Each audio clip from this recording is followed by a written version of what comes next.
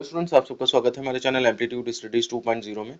देखिए, disaster management की class है और आज का लेक्चर है हमारा जिला आपदा प्रतिक्रिया बल यानी कि डिस्ट्रिक्ट डिजास्टर रिस्पांस फोर्स यानी कि डीडीआरएफ।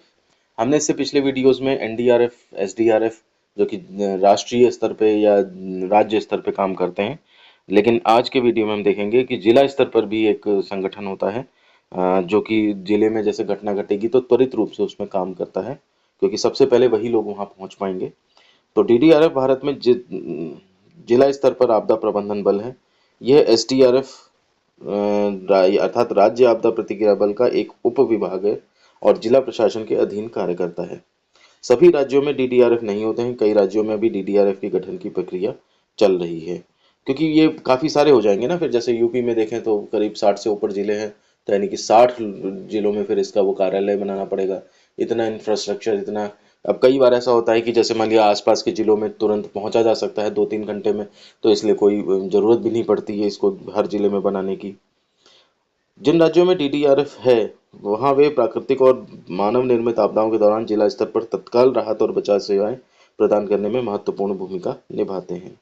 डीडीआरएफ के कार्य क्या होते हैं? जिला स्तर पर आपदाओं के दौरान बचाव और राहत कार्य करना, जिला आपदा प्रबंधन योजनाओं को लागू करना, जिला प्रशासन को आपदा प्रबंधन कार्यों में सहायता करना, समुदायों को आपदा जोखिम कम करने और तैयारी के बारे में जागरूक करना, जिला स्तर पर आपदा डेटा का संग्रह और विश्लेषण करना कि हाँ भाई, क्योंकि ये फलाना भूकंप आया था तो कितना तीव्रता थी, कितने लोग इससे हताहत हुए, कितने भवन टूटे, कितने क्या हुआ, इस तरह से चीज़ें। इसमें कौन कौन लोग आते हैं? तो संरचना इसकी जो है डीडीआरएफ में आमतौर पर जिला पुलिस, अग्निशमन सेवा, होमगार्ड और अन्य जिला स्तरीय एजेंसियों के कर्मियों से बना होता है। इन्हें आपदा प्रबंधन में प्रशिक्षण दिया जाता है ताकि वे विभिन्न परिस्थितियों में प्रभावी ढंग से प्रतिक्रिया दे सकते हैं। इनका महत्व क्या है? हालांकि डीडीआरएफ जो है वो अपेक्षाकृत छोटे बल होते हैं, परंतु वे जिला स्तर पर तत्काल जरूरतों को पूरा करने में महत्वपूर्ण भूमिका निभाते हैं। मान लिया कोई ट्रेन एक्सीडेंट हो गया, तो वहां पे मान लिया सपोज करिए उस जिले का जो डीडीआरएफ है वही सबसे पहले पहुंच पाएगा। वो तुरंत जो है वो 1-1.5 घंटे में पहुंचकर बचाव कार्य शुरू कर देगा। उससे पहले जो है वो उसके थोड़ी देर बाद एसडीआरएफ पहुंच सकता है, उसके थोड़ी बाद में एनडीआरएफ की टीमें पहुंचने लगती हैं। वो देखा जाता है कि कितनी ज़रूरत पड़ रही है। अगर मैनेजेबल है तो कोई ज़रूरत नहीं है एनडीआरएफ को भेजने की।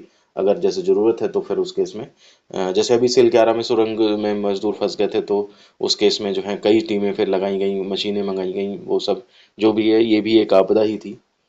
वे बड़े पैमाने पर आपदाओं के दौरान एनडीआरएफ और एसडीआरएफ की सहायता भी करते हैं। तो ये डीडीआरएफ के बारे में काफ़ी कुछ था।